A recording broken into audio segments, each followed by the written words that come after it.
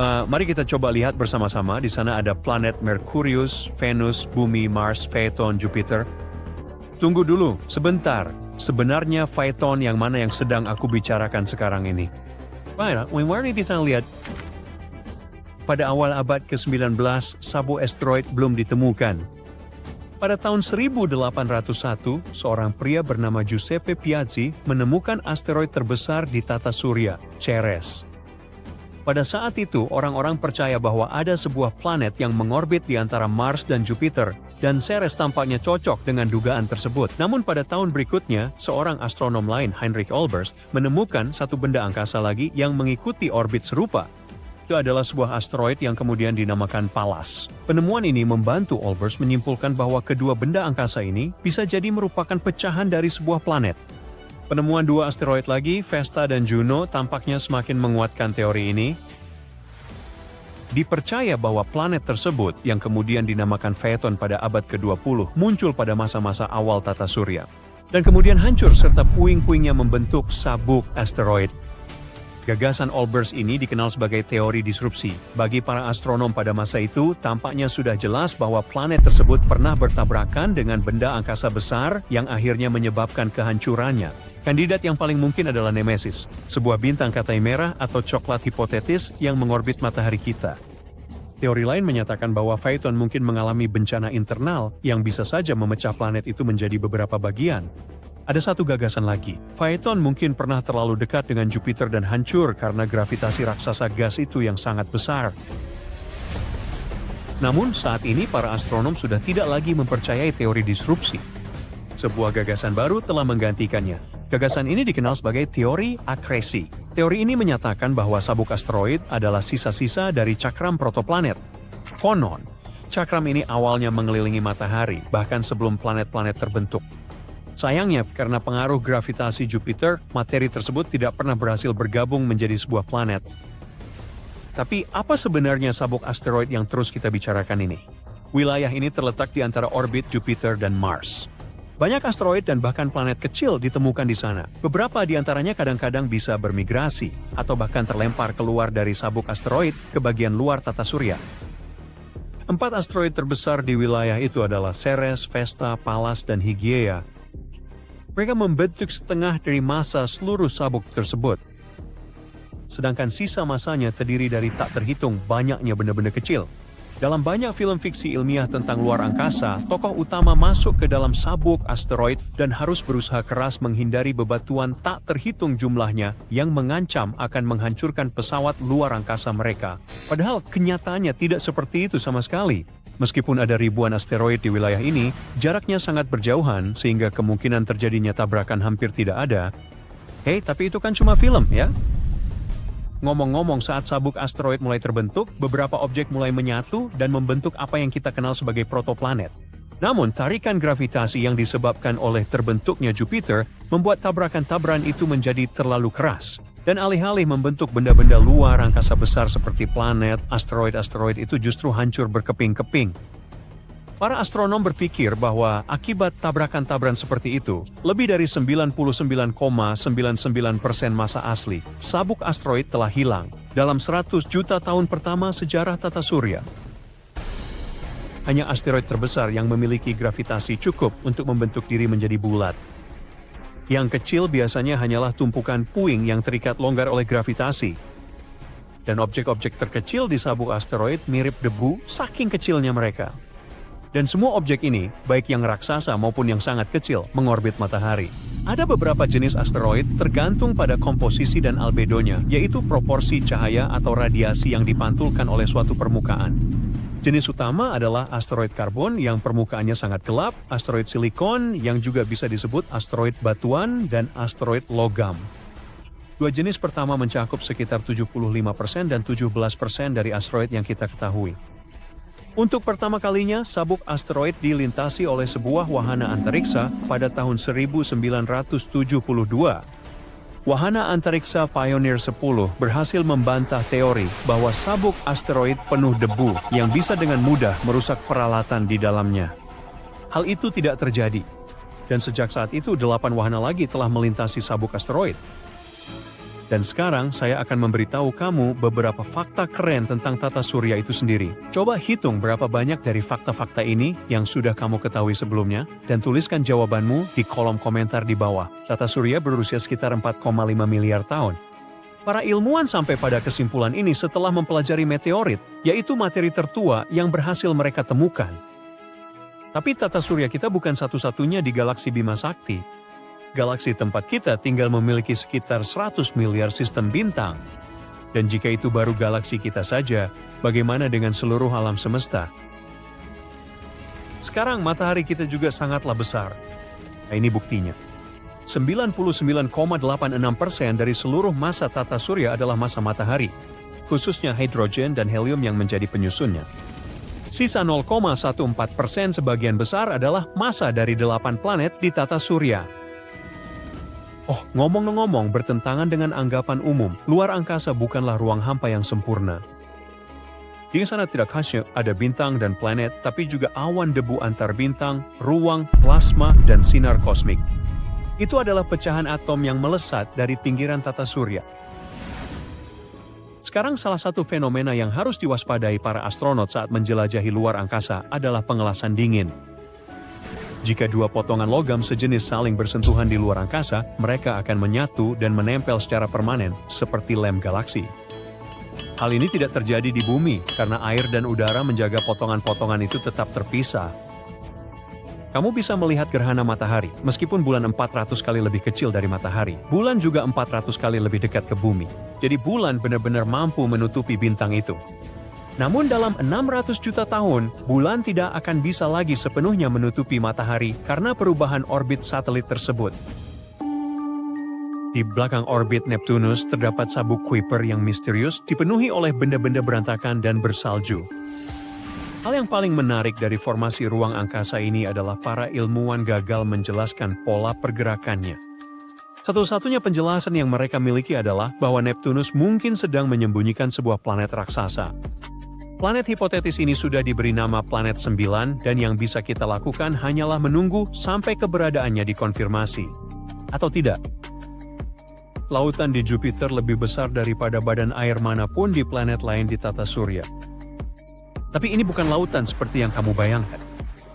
Lautan di Jupiter tidak terbuat dari air. Hal menakjubkan ini terdiri dari hidrogen metalik dan kedalamannya sekitar 25.000 mil yang sebenarnya hampir sama dengan keliling bumi.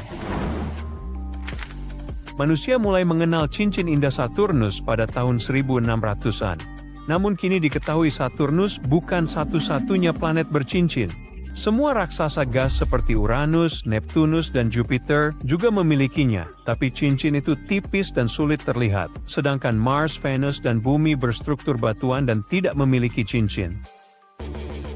Pada saat yang sama, bulan Saturnus bernama Rhea mungkin memiliki sistem cincin yang terdiri dari 3 pita sempit. Jika para astronom berhasil mengonfirmasinya, itu akan menjadi pertama kalinya manusia menemukan cincin di sekitar sebuah bulan. Oh, dan Mars mungkin akan mendapatkan cincin sendiri dalam 70 juta tahun ke depan. Bulan terbesar planet merah, yang bernama Phobos, mengorbit semakin dekat ke planet itu. Suatu hari nanti, kemungkinan besar Phobos akan hancur oleh tarikan gravitasi planet merah dan berubah menjadi cincin yang bisa bertahan selama jutaan tahun. Dan satu fakta keren lagi tentang Mars. Kamu mungkin sudah pernah mendengar tentang gas metana. Gas ini merupakan hasil samping dari proses alami seperti aktivitas vulkanik dan emisi sapi. Bagaimanapun, gas ini bukan hanya bagian dari atmosfer Mars, tapi juga hal yang membuat para astronom sangat kebingungan. Masalahnya, volume metana di Mars terus berubah-ubah, dan para ilmuwan belum bisa menemukan dari mana asalnya. Apakah mungkin ada kehidupan di Mars? Apakah mungkin ada sapi di Mars? 5, 4, 3, 2, 1. Saturnus. Luar biasa dengan cincin-cincinnya yang megah dan awan-awan yang berputar-putar. Tapi bagaimana rasanya menyelami hal itu? Wahana Cassini milik NASA mencoba hal itu, dan ternyata itu adalah perjalanan yang liar. Pesawat ruang angkasa Cassini milik NASA menghabiskan 13 tahun mengorbit Saturnus dan mengumpulkan data luar biasa. Salah satu tujuan utamanya adalah membantu kita memahami mengapa atmosfer Saturnus begitu panas. Lapisan atas atmosfer planet memang selalu panas, jelas. Mereka langsung berada di bawah matahari. Hal aneh tentang Saturnus adalah bahwa planet gas raksasa itu terlalu jauh dari matahari untuk mendapatkan kehangatan seperti itu. Jadi Cassini tidak hanya mengamati planet itu dari luar. Pada tanggal 15 September 2017, Cassini menyelam jauh ke dalam perjalanan yang akan menjadi akhir besar bagi wahana itu. Momen-momen terakhirnya dihabiskan di dalam atmosfer atas Saturnus, mengirimkan data yang tak ternilai harganya saat perlahan-lahan hancur. Sekarang, lapisan atas ini bukan main-main. Medan magnet planet yang mengerikan itu bergetar dengan energi dan angin kencang berhembus dengan kecepatan ribuan mil per jam. Cassini akan melewati lapisan tebal awan, berwarna emas pucat dan suram, memantulkan cahaya matahari yang redup. Dan ini bukan awan lucu dan mengembang seperti di bumi yang terbuat dari uap air. Neuranya adalah campuran mimpi buruk dari hidrogen dan helium. Wahana itu menjelajah lebih dalam, melewati wilayah di mana cincin ikonik Saturnus menurunkan material ke planet tersebut. Cassini menemukan bahwa hujan ini jauh lebih intens dari yang diperkirakan siapapun, lebih dari 22.000 pon material per detik.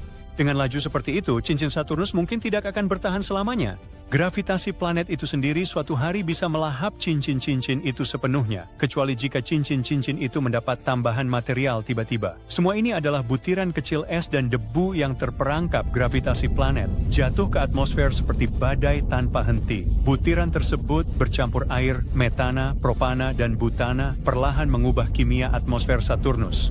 Butiran itu bercampur dengan partikel di atmosfer atas planet, membuatnya lebih berat dan menghangatkan Saturnus. Sayangnya, ini terlalu berat bagi Cassini yang malang. Cassini memang dirancang cukup tangguh untuk lapisan luar, tetapi ia terbakar sebelum bisa turun ke wilayah dalam yang menakutkan. Di lapisan atmosfer Saturnus yang lebih intens, angin mencapai kecepatan ekstrem lebih dari 1.100 mil per jam. Tekanannya menjadi sangat menghancurkan. Dan semakin dalam Anda masuk, semakin luar biasa tekanannya. Rasanya seperti memasuki lautan gas, tanpa permukaan yang jelas, di mana langit semakin gelap, tebal, dan semakin berbahaya seiring Anda turun ke bawah. Dan pada titik tertentu, Anda akan mengalami kegelapan total. Hanya ada Anda sendiri dan massa gas hidrogen yang sangat besar menekan dari segala arah. Namun pengorbanan Cassini sangat berharga bagi para ilmuwan. Data penting yang dikirimkannya sebelum grand finale memungkinkan para ilmuwan memetakan atmosfer atas Saturnus dengan lebih lengkap dari sebelumnya. Cassini melacak bintang-bintang terang, seperti yang ada di Orion dan Canis Major. Saat mereka melintas di belakang planet, mengukur bagaimana cahaya bintang mereka bergeser. Hal ini membantu para ilmuwan memahami seberapa padat dan panas atmosfer tersebut. Cassini juga meninggalkan beberapa foto terakhir untuk kita, meskipun tidak semengesankan yang Anda bayangkan. Itu adalah foto monokrom yang diambil dari jarak sekitar 394.000 mil, menampilkan bagian gelap sisi malam Saturnus yang diterangi lembut oleh pantulan cincinnya sendiri. NASA juga memposting gambar yang dibuat oleh seniman mereka sendiri tentang apa yang mungkin dilihat Cassini di detik-detik terakhirnya. Dan tentu saja, Cassini memberi kita jawaban atas misteri besar tentang panas Saturnus. Itu disebabkan oleh aurora. Ternyata, karena medan magnet yang luar biasa, lapisan awan planet ini tersulut oleh ledakan aurora mendadak di kutub-kutubnya. Aurora itu mirip dengan cahaya utara di bumi, tetapi jauh lebih intens. Langit raksasa gas itu sesekali menyala dengan warna hijau dan biru yang bercahaya. Aurora tersebut dipicu oleh interaksi antara angin matahari dan partikel bermuatan dari bulan-bulan Saturnus. Daerah terpanas di Saturnus berada di dekat aurora-aurora ini.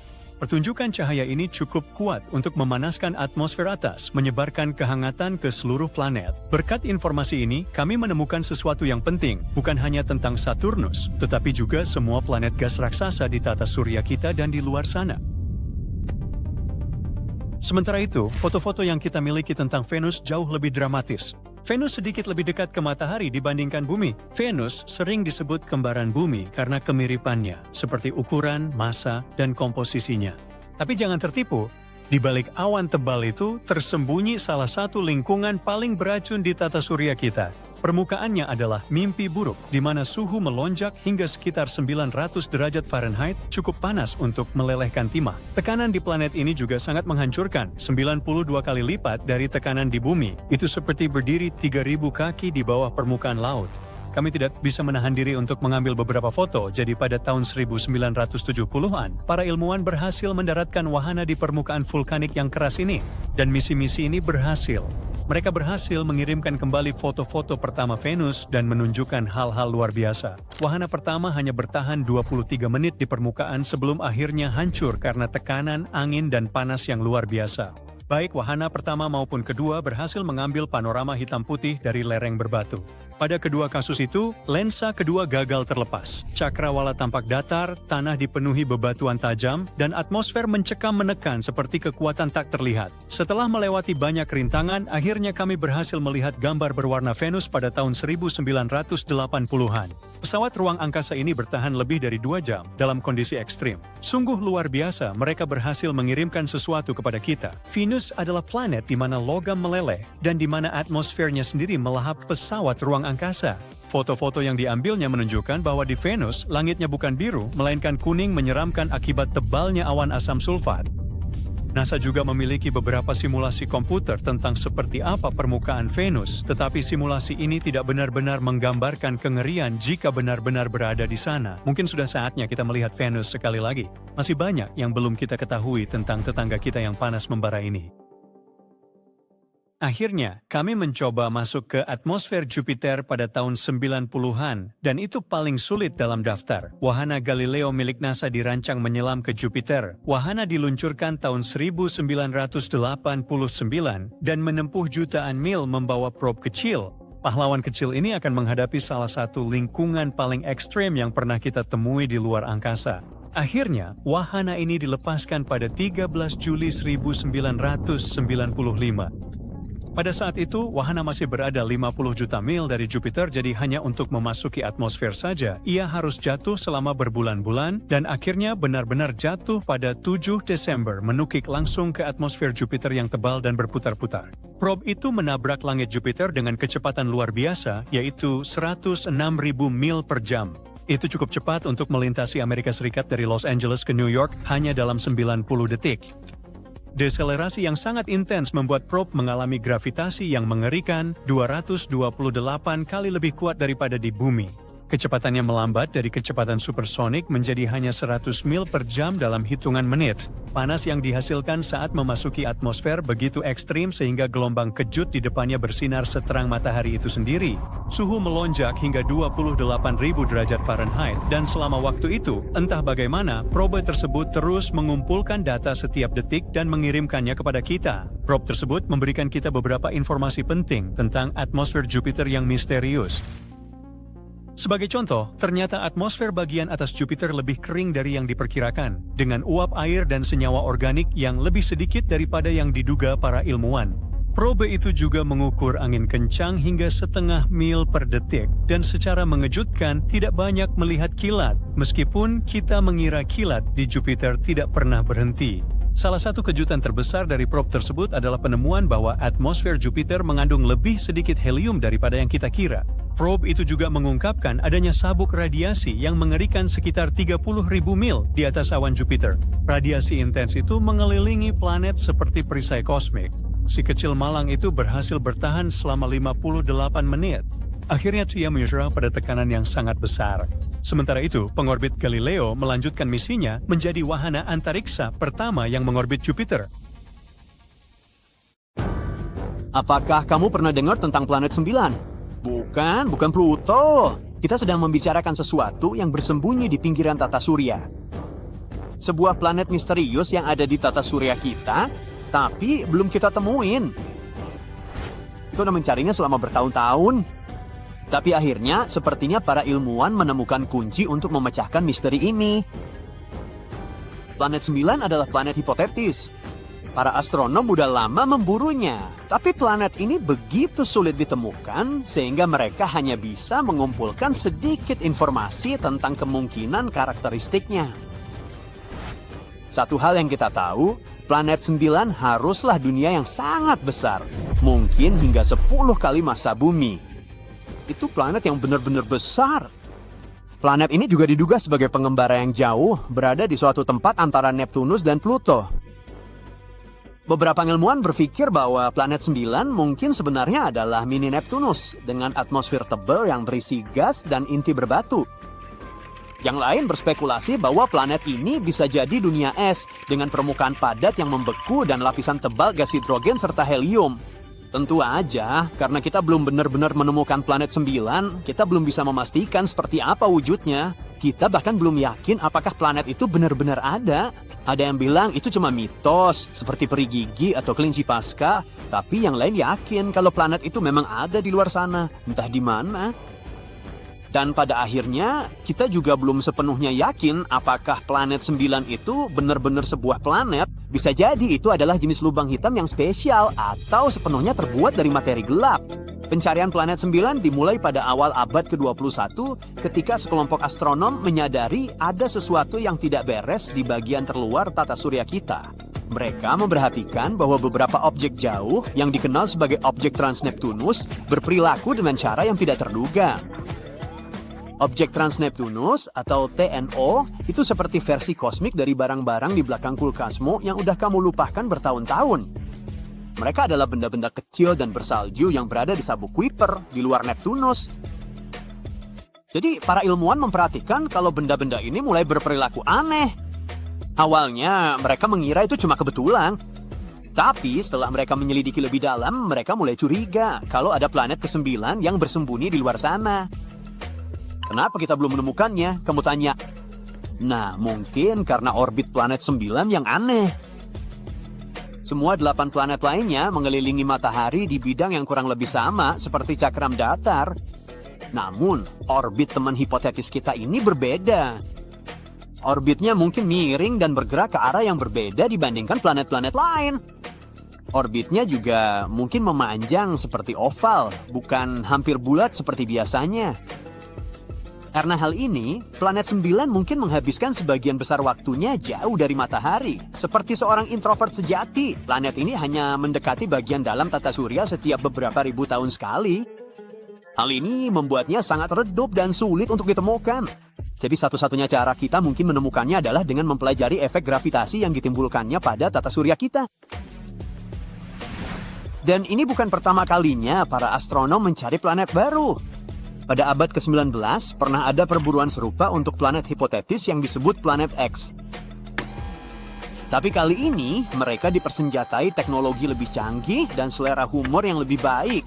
Mereka menyebut buruan misterius ini planet 9. Nama itu lebih catchy dibanding planet X. Mereka bahkan membuat tagar Pluto Lives. Itu adalah referensi pada fakta bahwa Pluto telah dikeluarkan dari geng planet dan beberapa astronom sangat ingin menemukan planet baru untuk menggantikan posisinya. Tapi pencarian planet 9 bukanlah tugas yang mudah. Ini seperti mencoba mencari kaos kaki yang hilang di keranjang cucian sebesar stadion sepak bola. Jaraknya sangat jauh dan cahayanya sangat redup. Bahkan teleskop paling kuat pun nggak bisa melihatnya. Sebagai gantinya, para astronom harus mengandalkan bukti tidak langsung seperti orbit aneh TNO untuk mencoba mencari tahu di mana letaknya. Beberapa ilmuwan bahkan menduga bahwa planet ini mungkin adalah planet pengembara liar yang bisa menjelaskan kenapa sangat sulit ditemukan. Tapi mereka belum menyerah sampai hari ini. Mereka menyisir langit dengan segala macam teleskop canggih dan algoritma mutakhir untuk mencoba menemukan planet yang sulit ditangkap ini. Dan jangan khawatir, manusia penasaran karena sepertinya setelah bertahun-tahun penelitian, kita mungkin akhirnya menemukan kunci untuk memecahkan misteri ini. Astronom Man Ho Chan dari Hong Kong punya sebuah teori. Dia percaya bahwa planet 9 bisa aja memiliki banyak bulan. Benar sekali, bukan hanya planet raksasa yang bersembunyi di kedalaman luar angkasa, tapi juga agak suka menimbun. Bulan-bulan emang sedang tren di bagian luar tata surya. Faktanya, hampir setiap planet di sini punya setidaknya satu bulan, kecuali Merkurius dan Veneros. Bumi cuma punya satu, agak sedih juga kalau dipikir-pikir. Bahkan benda-benda yang bukan planet seperti Pluto pun punya setidaknya beberapa bulan. Agak nggak adil ya. Ngomong-ngomong, maka dari itu, ayo kita pilih bulan bersama planet 9. Wilayah antara sabuk Kuiper yang penuh batuan dan awan Oort, tempat planet ini diperkirakan berada, sangat cocok untuk mencari bulan. Chan menghitung dan menyimpulkan akan aneh jika planet misterius ini tidak punya satelit. Menurutnya, objek sebesar planet 9 bisa menjerat setidaknya 20 TNO berukuran hampir 90 mil. Jadi, planet misterius ini sedang main Pokemon kosmik dengan benda-benda itu. Bagaimana jika planet 9 memang punya bulan? Apa itu berpengaruh? Tentu saja. Bulan-bulan itu bisa memberi petunjuk tidak langsung untuk menemukan lokasi planet misterius ini. Sekarang mungkin kamu bertanya-tanya, bagaimana cara melihat bulan-bulan mungil itu di tengah kosmos? Bukan berarti mereka bakal melambain bendera raksasa atau memutar lagu Beyonce biar kita ngeh. Nah, ternyata kuncinya ada pada sesuatu yang disebut pemanasan pasang surut. Pemanasan pasang surut mungkin terdengar kayak tren olahraga baru, tapi ini benar-benar fenomena ilmiah. Fenomena ini terjadi ketika dua benda langit berada sangat dekat satu sama lain. Jadi begini, pasang surut itu bukan cuma soal naik turunnya air laut, tapi juga akibat gravitasi yang menarik planet atau bulan secara tidak merata. Ketika sebuah planet dan bulan cukup dekat satu sama lain, gravitasi mereka saling tarik-menarik, membentuk semacam bentuk bola lonjong. Dan saat benda-benda langit ini bergerak mengelilingi satu sama lain, bentuknya berubah-ubah dan menghasilkan gesekan di dalamnya, yang kemudian memunculin panas. Wah, siapa sangka planet 9 bisa punya rutinitas olahraga juga. Mungkin sebaiknya kita mulai memanggilnya planet gym aja. Ngomong-ngomong, kalau planet 9 punya bulan, tarikan gravitasi dari bulan-bulan itu akan membuat bentuknya terus berubah dan menghasilkan panas dalam prosesnya. Dan kita mungkin bisa mendeteksi planet misterius ini lewat panas yang dihasilkan oleh bulan-bulannya, meskipun planet itu tidak memancarkan sinyal lain. Tapi sebelum kamu terlalu bersemangat, menemukan mereka itu nggak semudah membalikan telapak tangan. Mereka sangat kecil dan akan berada sangat jauh dari kita. Tapi ya, nggak ada penemuan berharga yang datang dengan mudah kan? Para ilmuwan optimis bahwa dengan teknologi yang tepat mereka bisa menemukan tanda-tanda ini. Akan lebih mudah bagi kita untuk menemukannya dengan alat-alat canggih seperti teleskop modern. Bicara soal teman keren kan? Memang proses menemukannya mungkin sulit dan memakan waktu, tapi potensi keuntungannya sangat besar. Menemukan planet ini bisa menjelaskan banyak perilaku aneh yang diamati pada TNO, sabuk Kuiper, dan wilayah sekitarnya. Seperti yang udah kita sebutkan, mereka belakangan ini bertingkah sangat aneh, miring, dan berbaris dengan cara yang mencurigakan. Kalau planet ini ternyata tidak benar-benar ada, kita masih harus mencari tahu apa penyebab perilaku aneh ini. Bagaimanapun juga, pencarian planet 9 adalah salah satu pencarian paling seru dan menarik dalam astronomi modern. Ini seperti perburuan harta karun kosmik dan semua orang diundang untuk ikut bersenang-senang. Jadi, ambil teleskopmu dan ayo berburu planet. Siapa tahu, mungkin kita akan menemukannya lebih cepat dari yang kita kira. Lihatlah planet menakjubkan ini.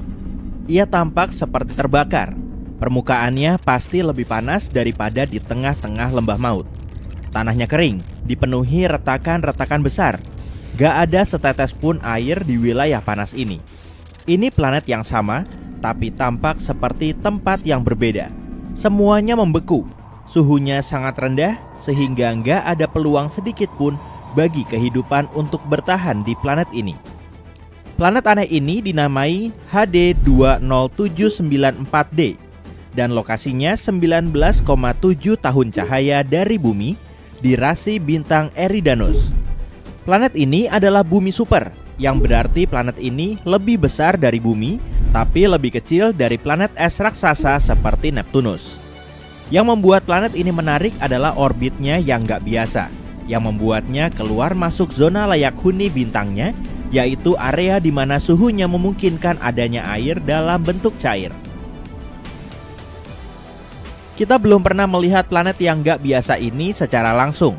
Para astronom mendeteksinya dengan mengukur goyangan kecil pada bintang induknya menggunakan dua instrumen canggih, Espresso dan HARPS, yang berada di teleskop-teleskop di Chili. Kedua instrumen ini mengukur kecepatan radial, yaitu gerakan kecil yang terjadi pada bintang saat gravitasi planet menariknya. Semakin besar goyangannya, semakin masif planet tersebut. Setelahnya, para astronom menganalisis data dan menemukan kalau planet ini bermassa sekitar 6 kali lipat massa bumi. Planet ini mengorbit sebuah bintang yang sedikit lebih kecil dan lebih redup daripada matahari. Bintang ini unik karena cukup terang untuk dilihat dengan mata telanjang, nggak seperti bintang-bintang lain yang menjadi tuan rumah bagi eksoplanet. Kamu nggak akan bisa melihatnya tanpa teleskop. Sistem bintang ini sudah diamati selama lebih dari 20 tahun. Para astronom sudah lama menduga kalau sistem ini memiliki banyak planet.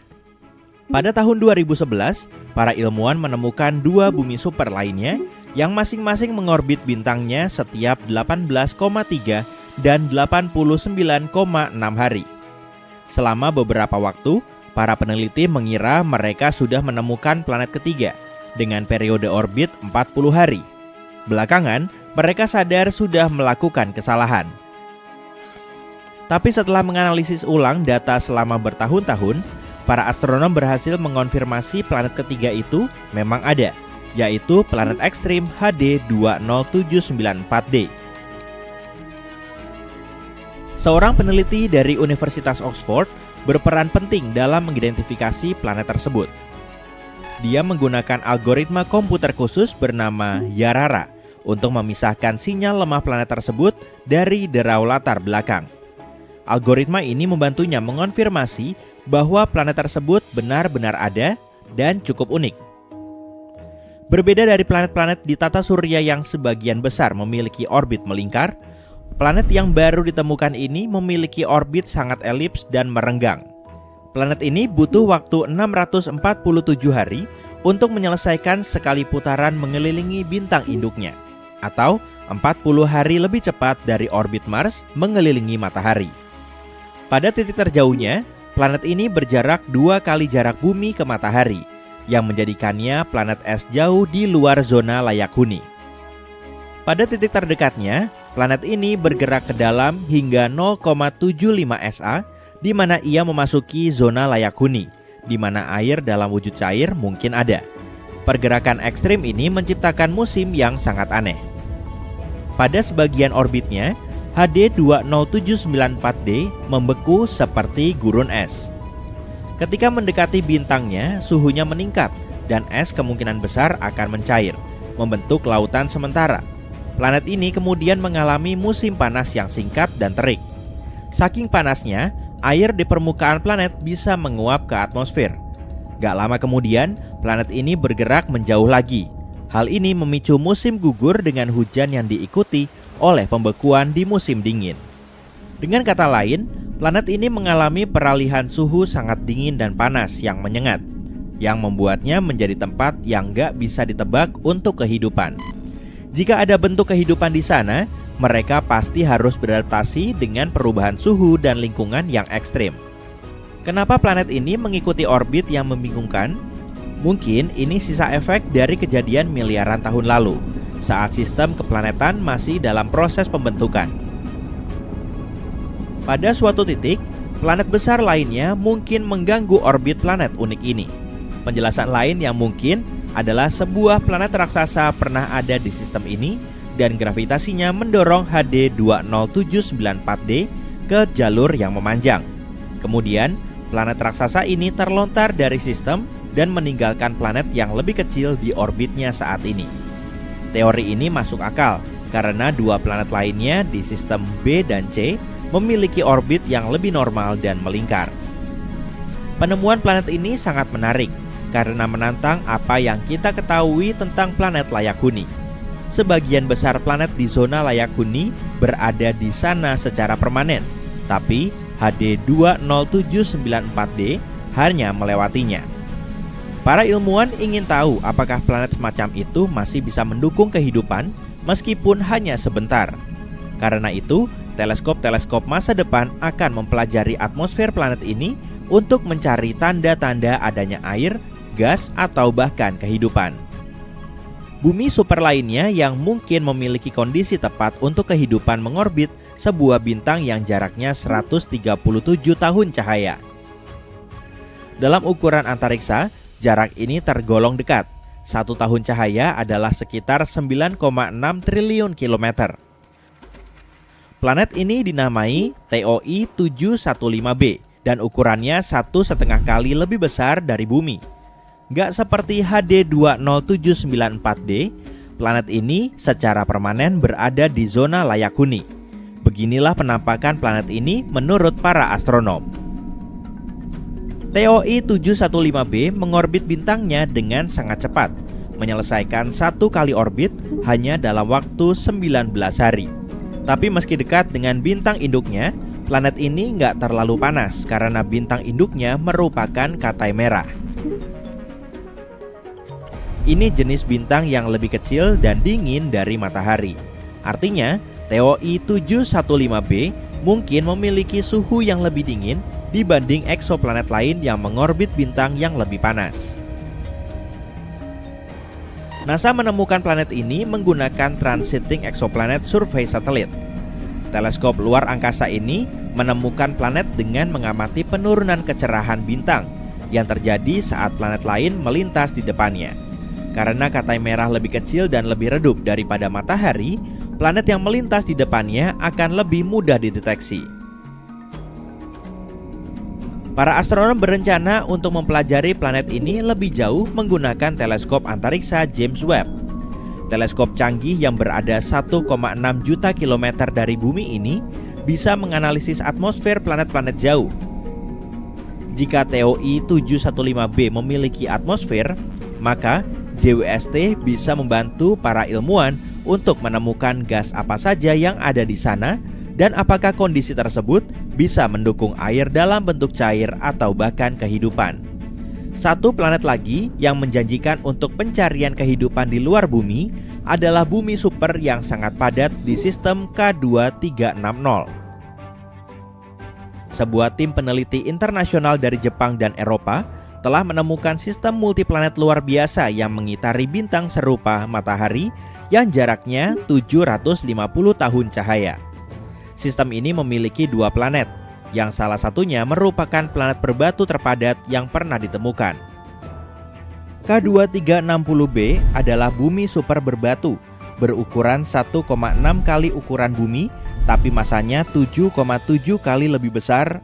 Ini membuatnya sepadat timah. Planet ini mengorbit bintangnya dengan sangat cepat, menyelesaikan satu kali orbit penuh hanya dalam waktu 21 jam. Planet ini merupakan planet berperiode ultra pendek terpadat yang diketahui dengan karakteristik yang terukur dengan baik. Sedangkan saudaranya adalah planet luar yang jauh lebih besar dengan massa setidaknya 15 kali massa bumi. Planet ini butuh waktu 9,8 hari untuk mengitari bintangnya. Sayangnya, karena planet ini nggak melintas di depan bintang induknya dari jarak pandang kita, para ilmuwan nggak bisa mengetahui ukuran pastinya. Planet yang luar biasa padat ini mungkin merupakan inti dari planet yang jauh lebih besar. Para ilmuwan menemukan sebuah bintang yang tak terlihat di pusat Bima Sakti, bintang yang membantu kelahiran galaksi kita. 26.000 tahun cahaya jauhnya di pusat galaksi, sebuah objek masif yang tidak terlihat mulai menyebar kemana-mana dan kalian bahkan tidak tahu kalau kalian sedang menghirupnya sekarang.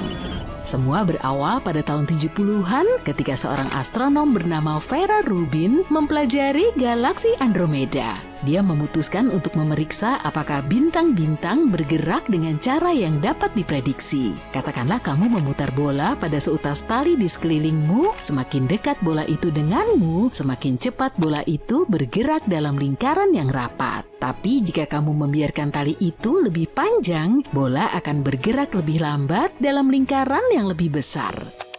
Begitulah cara kerja gravitasi. Hal yang sama berlaku untuk planet-planet. Planet-planet yang lebih dekat seperti Merkurius berputar dengan cepat dan menyelesaikan orbitnya dalam hitungan bulan. Planet-planet yang jauh seperti Neptunus dan Saturnus membutuhkan waktu puluhan tahun untuk menyelesaikan satu kali rotasi.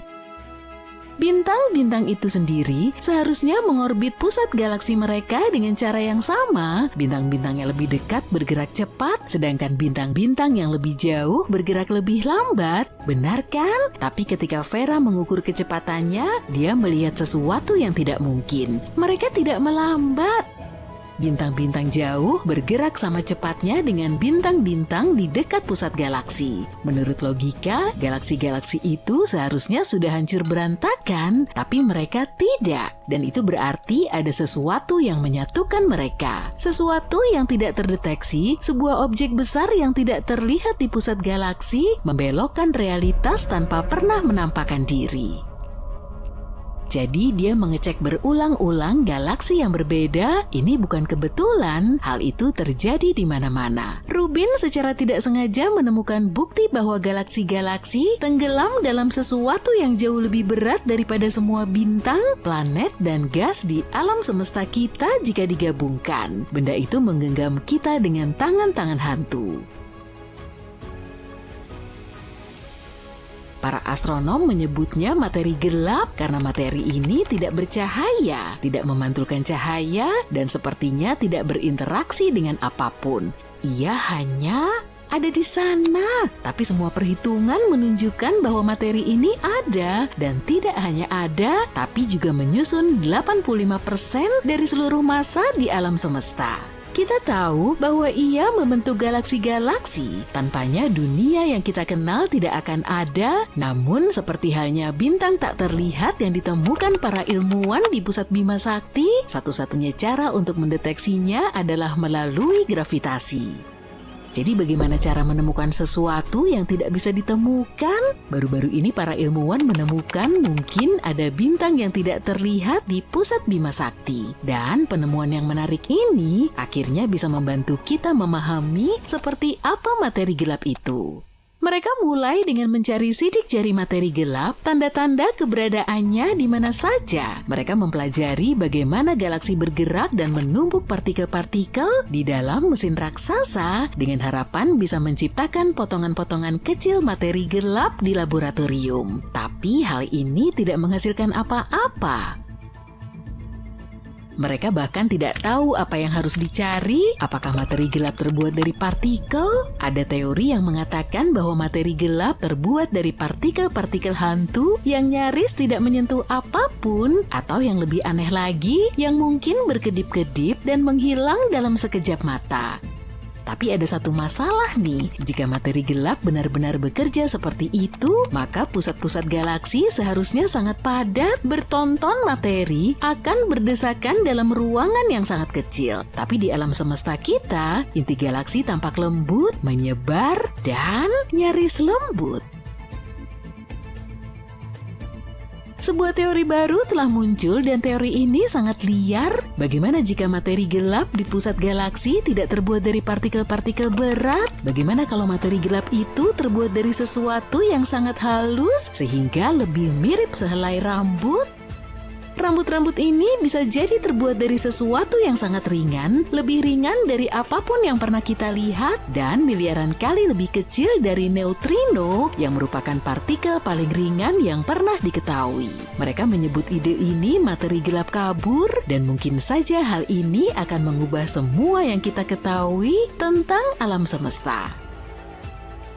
Sebuah tim astrofisikawan ingin menguji ide ini, jadi mereka menjalankan simulasi, membuat model galaksi sederhana dengan dua bahan utama, sejumlah besar materi gelap yang kabur dan sedikit gas, jenis gas yang sama dengan yang membentuk bintang-bintang yang bisa kita lihat. Mereka menekan start dan membiarkan sistem berevolusi dengan sendirinya sambil mengamati bagaimana keduanya berinteraksi.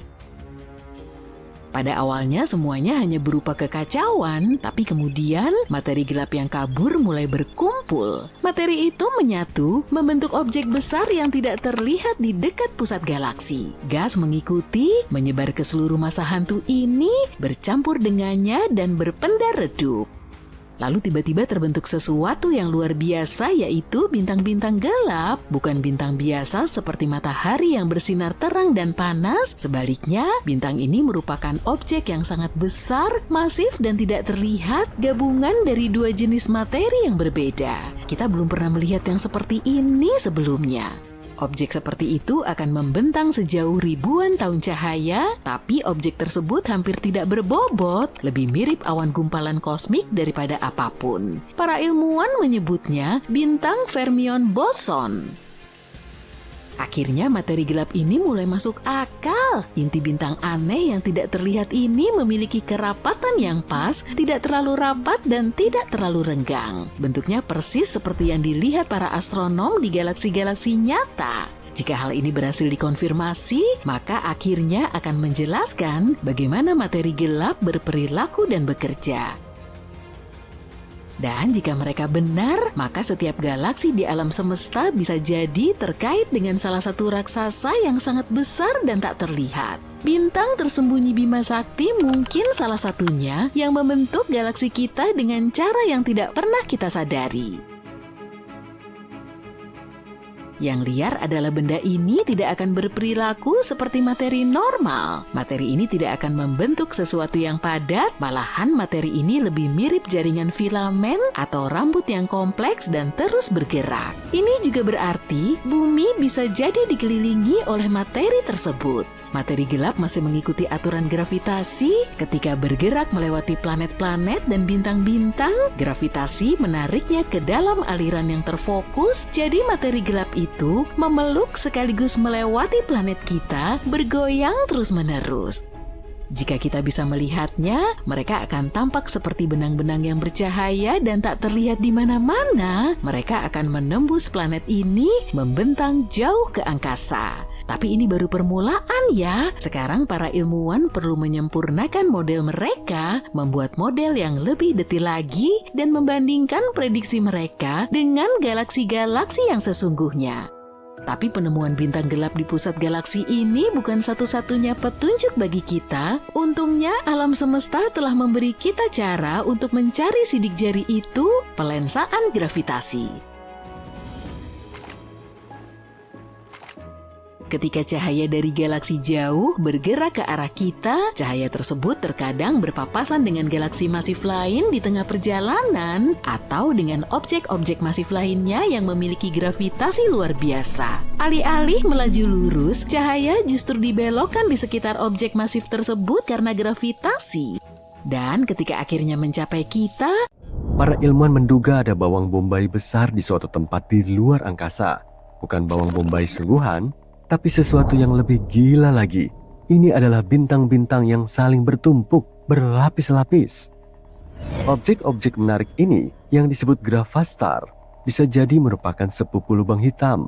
Tapi yang lebih penting, objek ini mungkin memegang kunci untuk memahami beberapa teka-teki paling misterius di alam semesta, yaitu energi gelap dan bahkan dimensi lain.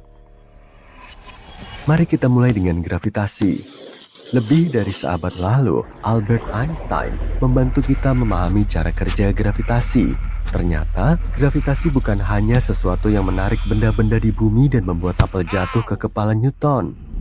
Lebih dari itu, gravitasi adalah sesuatu yang membengkokkan struktur eksistensi itu sendiri. Katakanlah kamu melemparkan bola yang berat, seperti bola bowling, ke tengah-tengah tempat tidur. Apa yang terjadi pada spray? Spray akan melengkung, bukan? Spray akan meregang dan melorot di sekitar bola. Nah, jika kamu menggelindingkan bola lebih kecil seperti kelereng melintasi tempat tidur, bola ini tidak bergerak dalam garis lurus lagi. Sebaliknya, ia mulai mengitari bola yang berat, menggelinding semakin dekat, seolah-olah bola yang berat itu menariknya. Itulah gravitasi. Tapi alih-alih spray, kita bicara tentang struktur ruang dan waktu itu sendiri, atau singkatnya, ruang waktu. Benda-benda berat seperti planet dan bintang-bintang membuat lekukan di ruang waktu, dan bulan, planet, atau bahkan cahaya bergerak di sepanjang lekukan ini.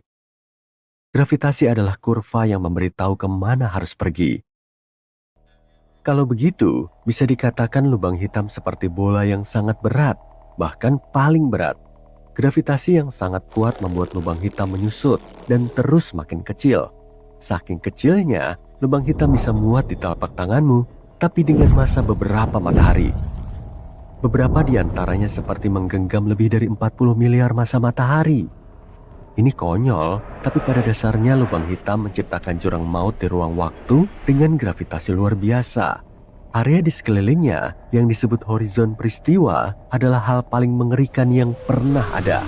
Ini adalah titik tak bisa kembali. Sekali sesuatu masuk ke sana, ia tidak akan pernah bisa lepas. Ketika sesuatu jatuh melewati horizon peristiwa, ia tidak bisa keluar kembali. bahkan cahaya sekalipun. Itulah sebabnya mereka tampak seperti lubang hitam. Tapi, gravastar adalah sesuatu yang jauh lebih aneh. Seperti halnya lubang hitam, gravastar juga sangat kompak. Tapi alih-alih berupa lubang kecil dengan gravitasi yang tak berujung, gravastar mungkin memiliki sesuatu yang liar di intinya, yaitu energi gelap. Ini salah satu misteri terbesar di alam semesta.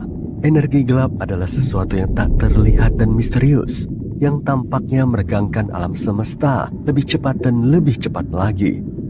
Energi gelap seperti kebalikan dari gravitasi. Ketika gravitasi berusaha menarik segala sesuatu untuk memperlambat pemuaian alam semesta, energi gelap berusaha sekuat tenaga untuk membuat dunia kita semakin luas. Untungnya, sejauh ini energi gelap masih menang. Kalau tidak, kita semua akan berada di jurang yang dalam. Tapi jika kita bisa menjelaskan gravitasi dengan bola, lalu apa sebenarnya energi gelap itu? Sebuah gaya, medan energi, atau yang lain? Kita tidak tahu. Para ilmuwan telah melihat efeknya. Mereka tahu energi gelap tersebar di mana-mana, tapi tidak bisa menjelaskan apa itu sebenarnya. Tapi jika energi gelap terperangkap di dalam gravastar, mungkin kita akan tahu kebenarannya. Nama ini merupakan kependekan dari Gravitational Condensate Stars. Gravastar diimpikan oleh dua orang profesor fisika, Pavel Mazur dan Emil Motola pada tahun 2006. Mereka coba berpikir, apalagi selain lubang hitam yang bisa terbentuk ketika sebuah bintang masif runtuh ke dalam dirinya sendiri. Begitulah cara mereka menciptakan alternatif ini. Bayangkan ini. Gravitasi menarik segala sesuatu ke dalam, membuat benda-benda yang sangat berat seperti bintang menyusut ukurannya. Semakin bintang menyusut, maka ia semakin padat dan gravitasinya semakin kuat. Setelah beberapa saat, bintang bisa melewati ambang batas kritis dan menjadi lubang hitam. Tapi bagaimana jika ada energi gelap di dalam untuk menangkalnya? Pada inti sebuah gravastar, mungkin ada area yang diisi oleh ruang hampa udara semu atau energi gelap. Energi ini akan mendorong keluar melawan gravitasi. Ini seperti gaya yang tak bisa dihentikan bertemu dengan objek yang tak bisa digerakkan. Karena itu, inti bintang tidak runtuh menjadi lubang hitam. Kedengarannya aneh, kita tidak tahu apa itu energi gelap. Jadi bagaimana energi gelap bisa mengisi sesuatu? Tapi untungnya meskipun ilmuwan tidak bisa sepenuhnya menjelaskan energi gelap, mereka memiliki model matematika yang kuat untuk menguji cara kerjanya di alam semesta. Jadi mereka memutuskan untuk menguji teori ini. Disinilah lebih anehnya lagi. Teori baru mengatakan bahwa gravastar mungkin bukan objek tunggal. Sebaliknya gravastar bisa saja bertumpuk satu sama lain. Masing-masing seperti lapisan dengan gelembung energi gelap di dalamnya, dikelilingi oleh kulit materi yang tipis. Cangkang terluar menampung gravastar yang lebih kecil di dalamnya, yang juga menampung gravastar lebih kecil lagi, dan seterusnya. Ini seperti serangkaian balon yang berlapis-lapis. Tekanan udara di masing-masing balon itu stabil, tersebar merata. Karena itu tidak ada satupun yang mengempis. Semua berdampingan tanpa ada yang meletus atau mengempiskan yang lain. Dalam kasus gravastar, udara adalah energi gelap dan karet adalah selubung materi yang mengelilinginya. Kedengarannya aneh, tapi sebenarnya ide ini lebih realistis. Sebuah gravastar mungkin memiliki selubung materi yang sangat tipis, tapi semakin tebal selubungnya, semakin besar kemungkinannya untuk bisa bertahan dengan stabil. Dan yang paling keren dari semua itu adalah mereka bisa menjelaskan salah satu misteri terbesar di dunia ini, yaitu bagaimana alam semesta terbentuk. Ketika sebuah bintang runtuh menjadi gravastar, secara teoritis materi bisa meledak melalui pusatnya dan menciptakan dimensi baru. Hal ini menghubungkan objek-objek tersebut dengan dentuman besar itu sendiri. Beberapa ilmuwan bahkan berspekulasi bahwa energi gelap bisa jadi merupakan energi yang dipertukarkan antara alam semesta kita dengan alam semesta anak yang tercipta dari sebuah gravastar. Tentu saja, ini semua hanya spekulasi untuk saat ini. Tapi di manakah semua gravastar itu dan bagaimana cara mengujinya? Fisikawan juga tidak yakin. Mereka lebih banyak berandai-andai daripada menemukan objek yang sebenarnya.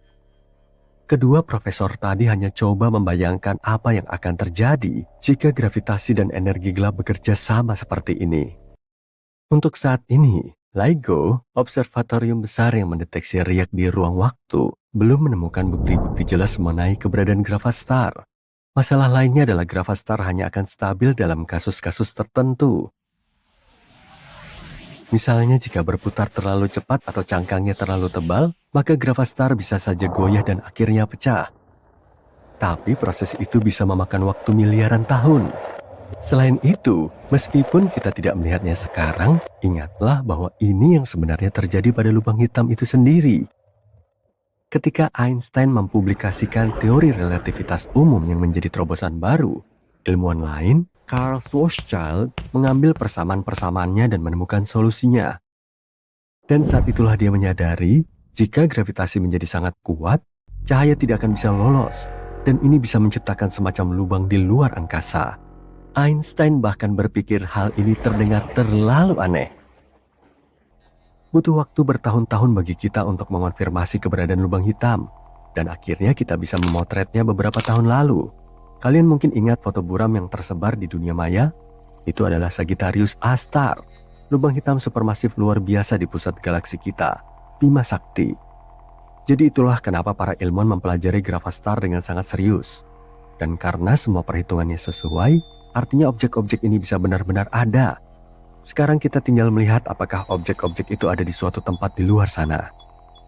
Menariknya, mereka mungkin akan tampak seperti lubang hitam biasa. Lubang hitam bisa memancarkan radiasi berenergi tinggi saat mengkonsumsi materi.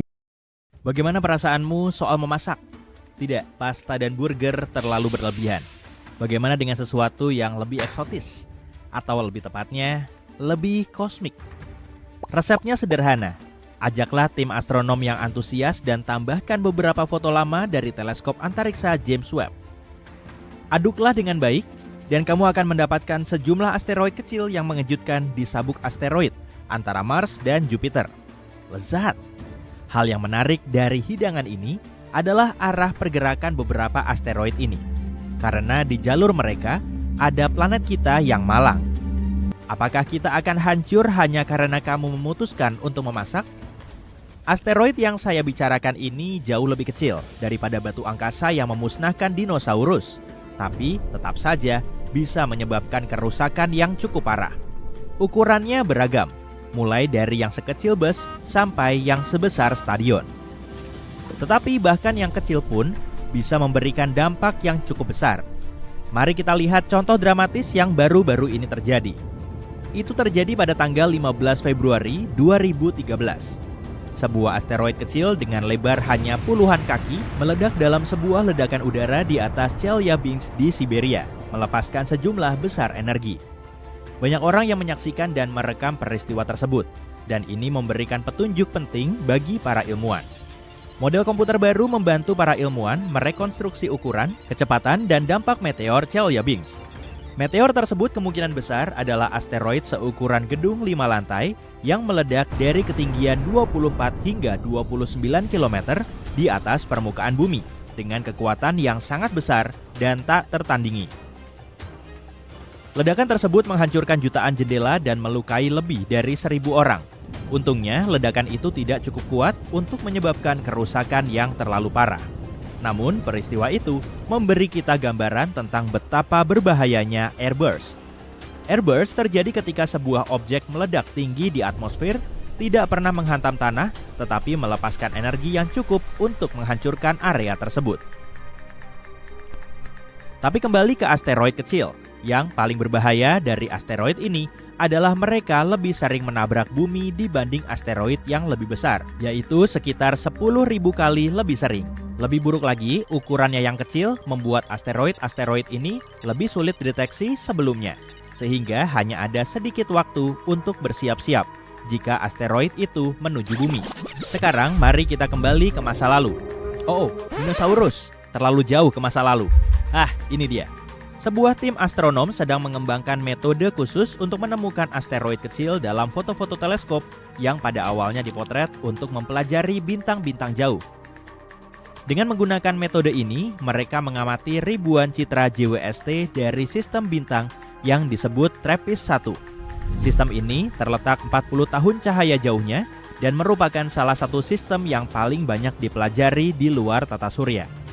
Ketika menganalisis foto-foto tersebut, mereka menemukan 138 asteroid baru di sabuk asteroid utama, ditambah 8 asteroid yang sudah mereka ketahui sebelumnya.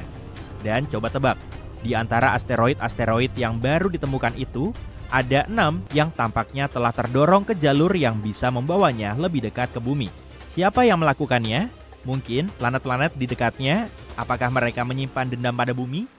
Yang menarik, para ilmuwan mengira mereka hanya akan menemukan beberapa asteroid baru. Tapi ternyata jumlahnya jauh lebih banyak dari yang mereka perkirakan. Tapi tidak heran, saat ini mereka sedang menjelajahi bagian ruang angkasa yang tidak banyak diketahui sebelumnya. Sekarang, mari kita bahas tentang pahlawan hari ini, teleskop antariksa James Webb. Teleskop ini sangat baik dalam menemukan asteroid kecil karena dapat mendeteksi panasnya. Asteroid-asteroid ini memancarkan radiasi inframerah yang jauh lebih mudah dilihat daripada cahaya matahari redup yang memantul dari permukaannya. Teknologi ini memungkinkan para ilmuwan menemukan asteroid terkecil yang pernah dilihat di sabuk asteroid utama. Asteroid yang mereka temukan merupakan potongan-potongan yang tersisa dari tabrakan antar batuan angkasa yang lebih besar. Penemuan asteroid-asteroid tersebut membantu para astronom memahami sejarah sabuk asteroid dan meningkatkan metode untuk melacak asteroid-asteroid kecil yang bisa mengancam bumi. Para peneliti berencana untuk menggunakan James Webb untuk mengamati sistem bintang lainnya, setidaknya selama 500 jam. Mereka berharap pekerjaan ini bisa mengungkap ribuan asteroid kecil lainnya di tata surya. Teleskop-teleskop canggih lainnya, seperti Observatorium Vera C. Rubin di Chili, juga akan membantu. Mulai tahun 2025, observatorium ini akan menggunakan kamera digital terbesar di dunia untuk memotret langit selatan setiap malam selama setidaknya 10 tahun. Setiap foto akan mencakup area yang sangat luas di langit, sekitar 40 kali ukuran bulan purnama. Observatorium ini bisa menemukan 2,4 juta asteroid hanya dalam waktu 6 bulan, hampir 2 kali lipat dari jumlah asteroid yang sudah kita ketahui. Baru-baru ini, NASA telah mengidentifikasi 2 asteroid kecil. Kedua asteroid ini akan melintas di dekat bumi pada tanggal 16 Desember 2024. Untungnya, keduanya tidak menimbulkan bahaya bagi planet ini. Asteroid pertama memiliki lebar 21 meter, seukuran pesawat terbang besar, dan melaju dengan kecepatan 17.400 km per jam. Asteroid kedua berukuran sedikit lebih kecil, yakni selebar 17 meter. Namun asteroid ini melaju lebih cepat dengan kecepatan 23.800 km per jam.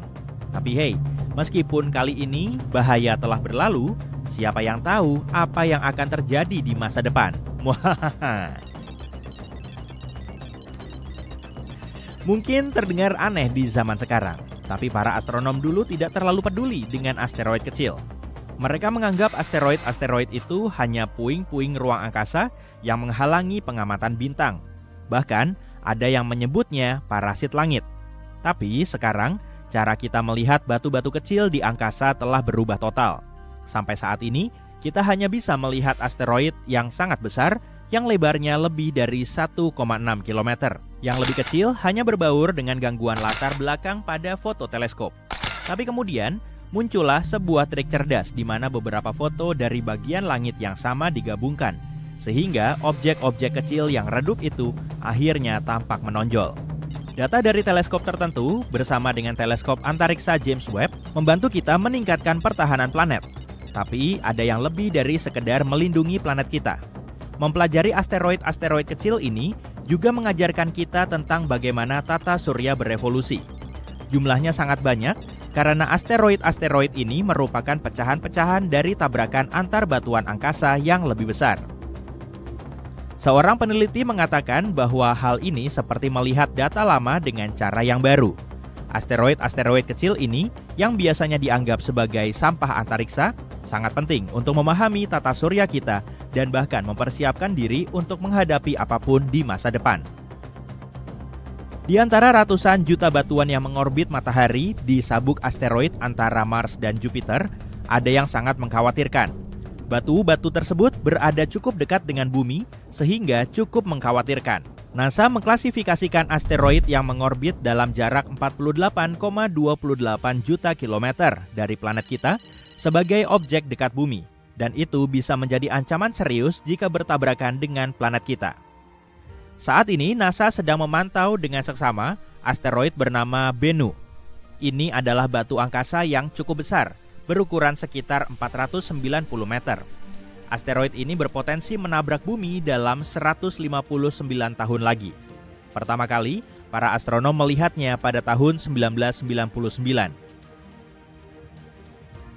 Saat ini, para ahli meyakini bahwa ada kemungkinan kecil Bennu akan masuk ke orbit bumi dan bertabrakan dengan planet kita.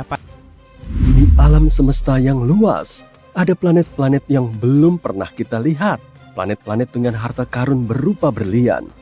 Misteri apa yang disimpan oleh dunia-dunia yang berkilauan ini? Seperti apa bentuknya? Dan yang paling penting, berapa harga semua itu? Mari kita cari tahu. Pertama-tama, mari kita lihat berlian secara umum. Kita melihatnya sebagai permata yang langka dan berharga. Tapi tahukah kamu bahwa berlian sebenarnya berasal dari sesuatu yang biasa seperti karbon? Yap, benar. Ini adalah elemen yang sama yang ditemukan di pensil atau batu bara. Unsur ini juga merupakan bahan utama dalam berlian. Tapi bagaimana sebuah atom karbon biasa bisa berubah menjadi berlian yang memesona? Nah, semuanya dimulai jauh di bawah permukaan bumi. Pada kedalaman sekitar 160 km, karbon terpapar suhu lebih dari 1000 derajat Celcius dan tekanan lebih dari 500.000 kg per meter persegi. Itu seperti menaruh 3 ekor gajah di atas perangko. Di bawah kondisi ekstrem ini, atom-atom karbon saling berikatan dengan cara yang unik. Atom-atom ini membentuk struktur kisi kristal yang memberikan bentuk khas pada berlian. Proses ini bisa memakan waktu jutaan atau bahkan miliaran tahun karena karbon perlahan-lahan bergerak mendekati permukaan bumi melalui aktivitas vulkanik. Dan akhirnya berlian pun terbentuk. Setelah itu, berlian bisa saja tersembunyi di dalam bumi selama ribuan tahun hingga akhirnya muncul ke permukaan melalui letusan gunung berapi. Dari sana, berlian kasar dipotong dan dipoles menjadi permata indah yang kita kenal dan cintai. Jadi kenapa berlian begitu berharga? Sebagian karena kelangkaannya.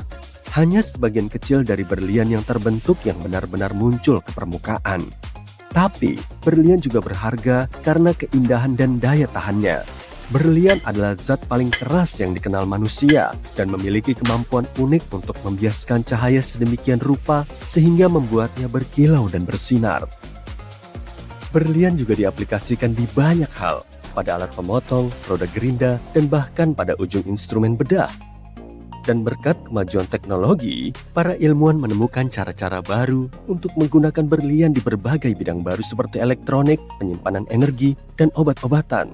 Semua ini menunjukkan bahwa terkadang hal yang paling luar biasa bisa saja berasal dari elemen yang paling biasa. Setelah mengetahui hal ini, mari kita kembali ke planet berlian kita tadi.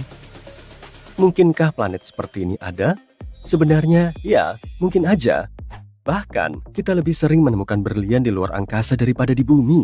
Di luar angkasa, tekanan dan temperatur yang ekstrem sangat umum terjadi. Itu sebabnya alam semesta dan bahkan tata surya kita sebenarnya sangat kaya. Sebuah asteroid biasa harganya bisa mencapai jutaan dolar.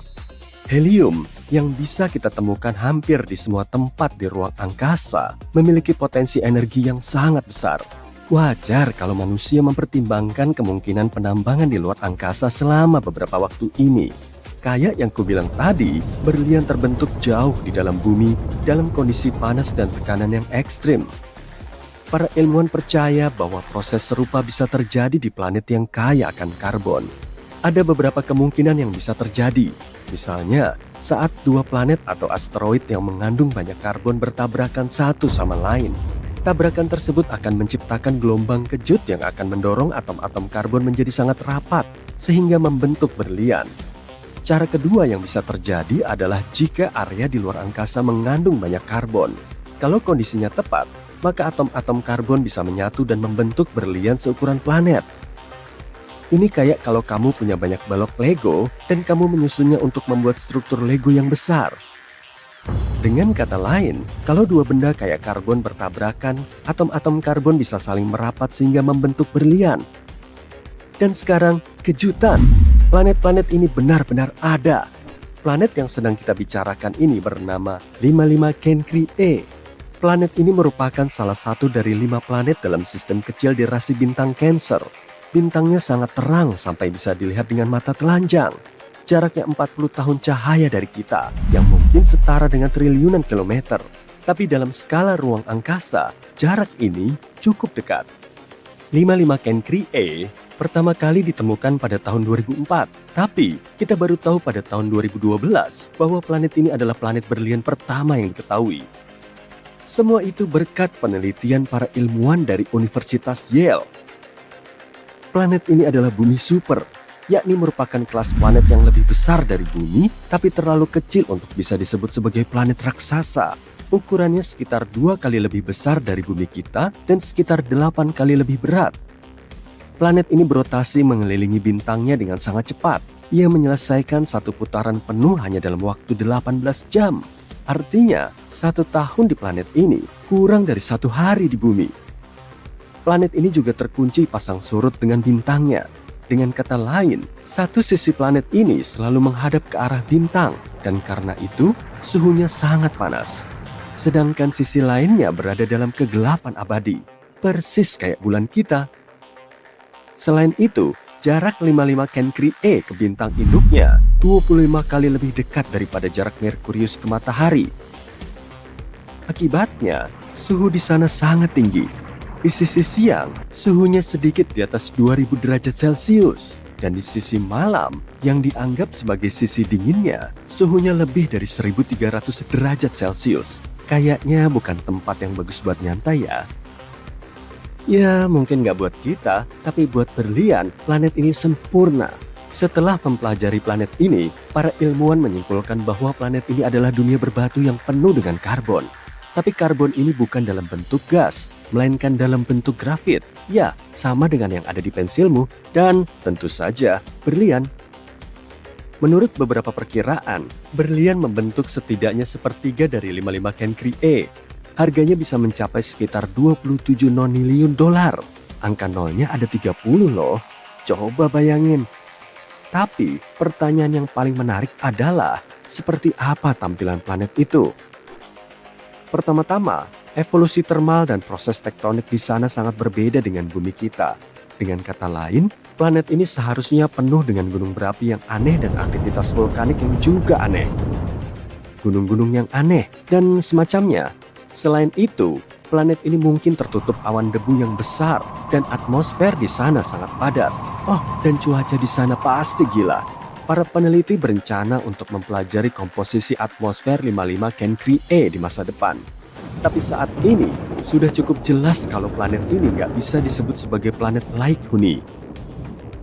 Ya, secara teori, kita bisa aja menemukan kehidupan di sana, tapi sangat kecil kemungkinannya. Kehidupan di planet berlian berpotensi ada jauh di bawah tanah, misalnya. Di bumi, kita sudah mengamati bakteri dan mikroba yang bisa bertahan hidup dalam kondisi yang sangat ekstrim. Makhluk-makhluk ini sangat tangguh. Mereka mampu mengubah bahan kimia menjadi energi dan bertahan hidup di mana saja. Jadi, di planet berlian, kehidupan bisa saja ada dalam bentuk seperti ini. Dan siapa tahu, kehidupan di luar bumi juga bisa aja dalam bentuk yang sama sekali tidak kita kenal. Keren kan kalau kita bisa menemukan makhluk kristal yang mampu bertahan hidup di tempat yang paling panas? Pasti bakal menakjubkan. Dan coba tebak, bukan cuma 55 Cancri E yang penuh dengan berlian. Titik-titik berlian potensial lainnya termasuk bulan terbesar Pluto, Charon, dan eksoplanet mirip Jupiter yang kaya akan karbon yang ditemukan 1200 tahun cahaya dari bumi, bernama WASP-12b. Para ilmuwan bahkan menduga bahwa hujan berlian turun di Saturnus dan Jupiter secara teratur. Semua ini ditemukan oleh para peneliti dari Universitas Negeri Arizona. Mereka menyatakan bahwa planet berlian tidaklah langka. Menurut laporan ilmiah tahun 2020, planet-planet ini terbentuk di sekitar bintang-bintang tipe tertentu yang memiliki rasio karbon dan oksigen tinggi.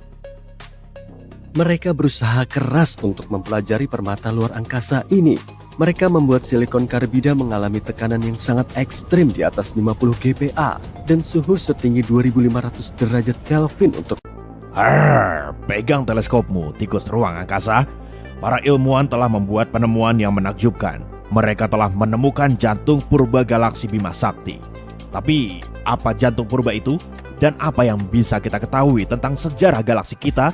Ayo kita cari tahu. Itukah dia? Ya, dan terima kasih Kapten Jack. Dengan senang hati. Ya, aku bisa bilang apa? Dia bajak laut luar angkasa. Milky Way atau Bima Sakti bukan hanya sebatang camilan, tapi sebuah galaksi spiral megah yang menjadi rumah bagi miliaran bintang, planet, dan objek langit lainnya. Dan semuanya tersebar pada jarak sekitar 100.000 tahun cahaya. Bima Sakti memiliki bentuk yang berbeda, dengan tonjolan di tengah dan lengan spiral yang menjulur keluar, seperti penampakanku dari samping. Lengan spiral itu seperti kota-kota pinggiran di mana bintang-bintang lebih tersebar dan lingkungannya lebih tenang. Lengan-lengan itu terdiri dari gas, debu, dan bintang-bintang yang bergerak bersama dalam pola melingkar mengelilingi pusatnya. Dan bintang-bintang yang bergerak bersama dalam pola melingkar mengelilingi pusatnya. Di antara lengan-lengan spiral itu terdapat area kosong yang sangat luas, yang dikenal sebagai ruang antar bintang. Di sini, kamu bisa menemukan awan gas dan debu yang halus, serta beberapa pemandangan paling spektakuler di galaksi, seperti area pembentukan bintang yang masif dan nebula yang berwarna-warni. Bima Sakti juga dikelilingi oleh lingkaran materi gelap yang sangat besar, yaitu zat misterius yang tidak bisa kita lihat, tapi kita bisa merasakan efek gravitasinya pada galaksi. Halo ini membantu menyatukan galaksi dan halo ini membentang lebih jauh daripada bagian Bima Sakti yang tampak. Dan terakhir, ada bagian tengahnya. Disinilah aksi yang paling banyak terjadi. Di pusat Bima Sakti terdapat lubang hitam supermasif yang masanya 4 juta kali lebih besar dari matahari, bintang Sagittarius A.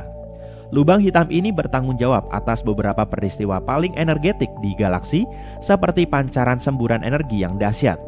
Masih ingat foto pertama lubang hitam yang tersebar di internet? Itu adalah bintang Sagittarius A. Kita berhasil memotret lubang hitam ini karena ia merupakan lubang hitam yang paling dekat dengan kita. Secara keseluruhan, pusat Bima Sakti penuh dengan bintang-bintang yang berdempetan membentuk gugus yang padat. Dan disinilah para astronom baru-baru ini membuat penemuan epik baru. Jantung galaksi Bima Sakti telah ditemukan. Dan astaga, ternyata galaksi itu sudah tua. Hei, siapa yang kalian sebut orang tua? Sebuah tim ilmuwan cerdas telah menemukan gugus yang terdiri dari 18.000 bintang yang lahir tepat setelah Big Bang. Bersama-sama, semua itu membentuk inti kuno Bima Sakti. Bintang-bintang ini berasal dari masa ketika galaksi kita masih sangat kecil, hanya berupa kumpulan protogalaksi yang berkumpul untuk membentuk sesuatu yang lebih besar dan lebih baik. Para ilmuwan menyebutnya jantung tua yang malang dari Bima Sakti. Percaya nggak, bintang-bintang purba ini berusia lebih dari 12,5 miliar tahun. Dan ya, mungkin bintang-bintang ini hanya menyumbang 0,2% dari total massa galaksi kita. Tapi, itu tidak masalah. Bintang-bintang ini merupakan bahan penyusun yang membentuk inti yang menjadi tempat terbentuknya bintang-bintang dan planet-planet lainnya. Tapi, bagaimana tepatnya bintang-bintang itu menjadi jantung galaksi ini? Bagaimana itu terbentuk? Dan bagaimana kita bisa menemukan semua itu? Untuk menjawab pertanyaan-pertanyaan ini, kita harus menyelami masa lalu. Masa lalu yang sangat jauh. Dahulu kala, hampir 14 miliar tahun yang lalu terjadilah Big Bang. Alam semesta kita lahir. Pada awalnya alam semesta ini sangat panas. Tapi seiring berjalannya waktu, alam semesta mulai mendingin dan kantong-kantong kecil gas mulai menggumpal karena gaya gravitasi. Inilah galaksi-galaksi pertama. Bima Sakti adalah salah satu dari galaksi-galaksi ini. Galaksi ini juga bermula sebagai gumpalan kecil gas dan debu. Namun seiring berjalannya waktu, galaksi ini mulai terbentuk. Bintang-bintang pertama, protobintang, mulai terbentuk di dalam awan dan tarikan gravitasinya menyebabkan lebih banyak materi berkumpul. Proses ini terus berlangsung selama jutaan tahun hingga Bima Sakti terbentuk. Tapi untuk mempelajari sejarah galaksi kita secara lebih detail, kita harus menemukan bintang-bintang purba. Dan ini bukanlah tugas yang mudah. Para peneliti telah menemukan jantung purba dengan menggunakan jaringan syaraf untuk menganalisis data dari misi Gaia milik Badan Antariksa Eropa.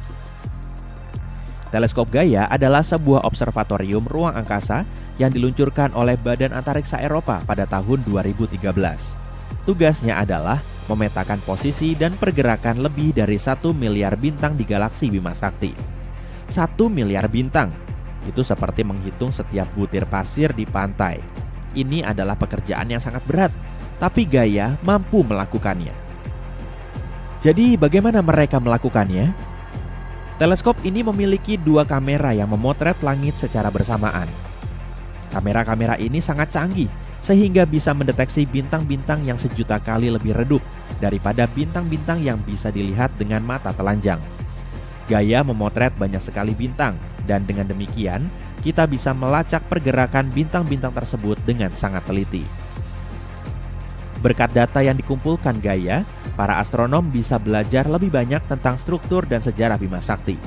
Mereka menemukan detail-detail baru tentang bintang-bintang, termasuk usia, temperatur, dan komposisi kimianya. Gaia juga membantu para astronom mencari eksoplanet, atau planet yang mengitari bintang di luar tata surya. Untuk penelitian ini, para astronom menggunakan Gaia dan peta 3D Bima Sakti yang paling akurat yang pernah dibuat. Mereka harus menganalisis sekitar 2 juta bintang untuk menemukan kelompok primordial. Salah satu cara astronom menemukan usia bintang adalah dengan melihat kecerlangan dan temperaturnya. Dengan cara ini, mereka mempelajari fase singkat evolusi bintang yang dikenal sebagai subraksasa. Tapi, bayangkan jika kita mencari di pusat Bima Sakti yang sangat besar untuk menemukan kelompok bintang terkecil yang usianya lebih dari 12,5 miliar tahun. Ini seperti mencari jarum di tumpukan jerami. Untungnya, mereka punya kartu truf, logam. Di alam semesta awal, inti bintang-bintang ini sangat panas dan padat sehingga mampu menumbuk atom-atom untuk membentuk elemen-elemen yang lebih berat. Unsur-unsur yang lebih berat ini disebut logam dalam astronomi, meskipun sebenarnya bukan logam seperti yang kita kenal. Semakin masif sebuah bintang, semakin banyak logam yang bisa dihasilkan selama hidupnya. Ketika kehidupan bintang-bintang pertama berakhir, bintang-bintang itu membuat ledakan besar dan menghamburkan logam-logam tersebut ke segala penjuru. Logam-logam itu bercampur dengan gas-gas lain dan bergabung dengan bintang-bintang yang baru lahir dan begitu seterusnya. Seiring berjalannya waktu dan bertambahnya usia alam semesta, semakin banyak generasi bintang yang terbentuk, dan setiap generasi lebih kaya akan logam daripada generasi sebelumnya. Bisakah kamu menebak apa artinya? Semakin tua bintang-bintang itu, semakin sedikit logam yang mereka miliki. Jadi, sekarang saatnya untuk melakukan arkeologi galaksi. Tim ini mengajari AI untuk menemukan bintang-bintang yang paling miskin, logam, dan paling purba. Dan ia berhasil. AI menemukan sebuah gugus besar, dan semuanya berada dalam jarak 30.000 tahun cahaya dari pusat Bima Sakti. Kemudian, mereka memisahkan bintang-bintang yang membentuk jantung purba dari bintang-bintang yang berasal dari galaksi Katai. Dan akhirnya, kita tinggal menyisakan bintang-bintang asli yang menjadi tempat tumbuhnya Bima Sakti. Penemuan ini luar biasa. Penemuan ini mengungkap sisa-sisa sejarah awal Bima Sakti. Ternyata, simulasi pembentukan Bima Sakti sangat tepat. Bintang-bintang tua itu ada tepat di tempat yang diperkirakan. Bayangkan saja, bintang-bintang yang mengenang alam semesta kita saat masih bayi masih nongkrong di pusat galaksi kita. Asteroid adalah bahaya yang serius dan sangat nyata. Beberapa di antaranya cukup besar untuk menimbulkan banyak masalah jika bertabrakan dengan bumi. Satu asteroid khususnya sedang menjadi sorotan akhir-akhir ini. Sebuah studi baru mengungkapkan ada kemungkinan kecil asteroid itu bisa menabrak planet kita saat melintas dekat pada tahun 2029. Namun pertanyaannya cukup unik. Akankah asteroid itu selamat dari pertemuan ini? Apophis, yang namanya diambil dari Apep, dewa kekacauan dan kehancuran dalam mitologi Mesir, telah menjadi salah satu asteroid paling terkenal. Ditemukan pada tahun 2004, objek luar angkasa ini memiliki lebar sekitar 1.100 kaki. Tingginya kira-kira setara dengan Menara Eiffel di Paris. Karena ukuran serta lintasan dekat pada 2029, para astronom menggolongkan Apophis sebagai objek berpotensi berbahaya. Itu adalah objek angkasa yang melintas dekat bumi dan cukup besar sehingga benar-benar perlu diwaspadai. Ilmuwan memperkirakan risiko tabrakan sangat kecil, di bawah 1:1 miliar. Jadi untuk saat ini kita mungkin bisa mengatakan bahwa bumi berada di luar bahaya, tetapi hal yang sama tidak bisa dikatakan untuk asteroid itu sendiri. Ketika Apophis melintas dekat dengan bumi pada tahun 2029, gravitasi planet kita kemungkinan akan mengguncangnya begitu hebat sehingga ia mungkin akan mengalami sesuatu seperti gempa bumi atau bisa dibilang gempa asteroid kosmik. Tekanan dari gaya gravitasi ini kemungkinan besar akan menyebabkan bagian permukaan asteroid retak dan terlepas ke luar angkasa. Dan meskipun hal ini mungkin bukan bencana besar dan asteroid itu tidak akan hancur sepenuhnya, sangat mungkin ia akan kehilangan sebagian materialnya saat melintas nanti.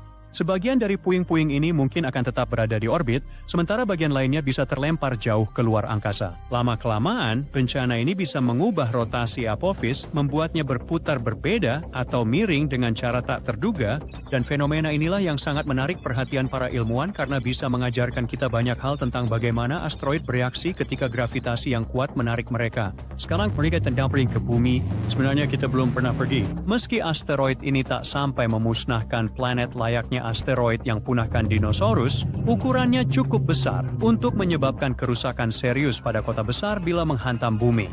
Asteroid ini juga bisa mengacaukan iklim global. Saat ini tampaknya batuan luar angkasa itu akan melintas di dekat bumi pada jarak sekitar 20.000 mil. Jaraknya masih cukup mengkhawatirkan, tapi cukup jauh untuk menghindari tabrakan. Untuk memberikan gambaran, jarak itu kurang dari 1/10 jarak antara bumi dan bulan. Meski kemungkinan Apophis tidak menabrak kita, lintasan dekat ini berisiko bagi beberapa satelit bumi. Mereka jauh lebih dekat dengan Apophis dibanding kita. Intinya, kita tak bisa mengabaikan risiko tabrakan dalam beberapa tahun ke depan. Saat Apophis mendekat, astronom akan terus mengawasi lintasannya guna memastikan asteroid tak menyimpang dari jalur akibat gravitasi bumi. Faktanya, tarikan gravitasi ini sebenarnya bisa menyebabkan perubahan besar pada asteroid itu sendiri. Sekarang, meskipun Apophis kemungkinan besar tidak akan menyebabkan bencana global jika menabrak bumi, konsekuensinya tetap akan cukup parah. Dampaknya bisa menghancurkan seluruh kota dan perubahan iklim yang terjadi akibatnya dapat mengacaukan produksi pangan selama bertahun-tahun. Ini memang bukan peristiwa yang menyebabkan kepunahan massal, tapi tetap saja akan menjadi masalah besar. Sekarang Apophis bukan satu-satunya asteroid yang perlu kita khawatirkan. Para ilmuwan terus-menerus mengawasi asteroid lain yang berpotensi membahayakan planet kita. Berkat teknologi baru, astronom kini dapat melacak batuan luar angkasa dari jarak yang jauh lebih jauh. Metode baru yang mereka gunakan melibatkan studi tentang hujan meteor. Hujan meteor ini berasal dari komet periode panjang yang telah mengorbit matahari selama ribuan tahun. Saat komet-komet ini melintas, mereka meninggalkan jejak debu dan puing-puing yang kemudian bisa menciptakan hujan meteor ketika bumi melewatinya.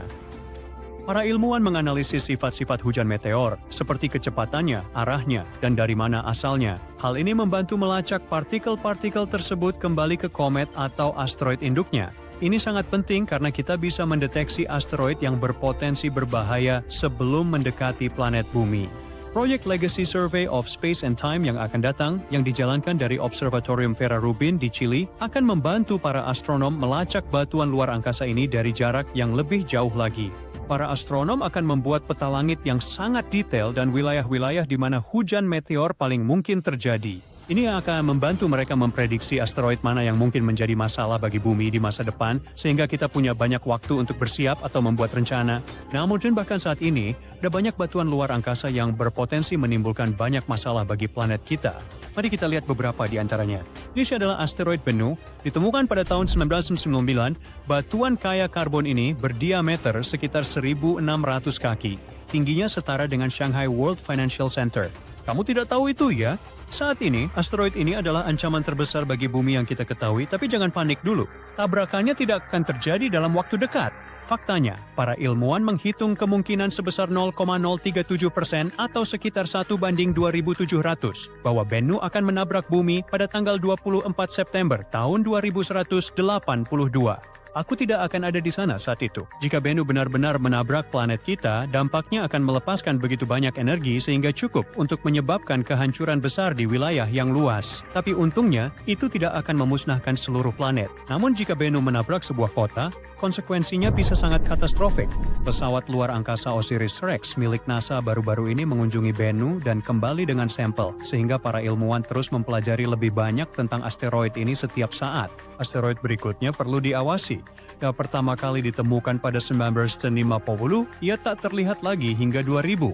Saat ini, ilmuwan menyebut kemungkinannya sangat kecil, 1:30,500, bahwa asteroid itu bisa menabrak bumi pada 16 Maret 2880, 800 tahun ke depan. Jadi apakah aku khawatir? Tidak, jika benar-benar menabrak, asteroid itu akan melepaskan begitu banyak energi sehingga bisa menyebabkan bencana global, berpotensi memusnahkan umat manusia, atau mungkin tidak. Asteroid berwarna berwarna aja ditemukan belum lama ini.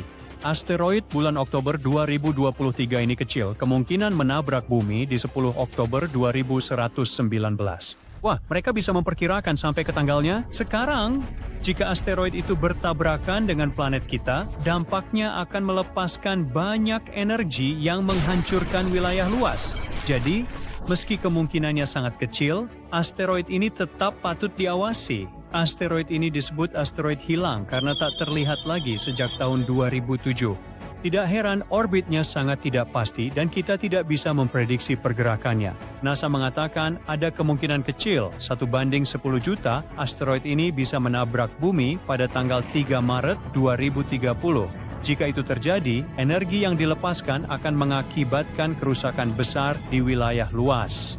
Asteroid ini tak terlihat sejak 1979, namun ilmuwan meyakini peluangnya menabrak bumi pada 14 Desember 2113 kecil.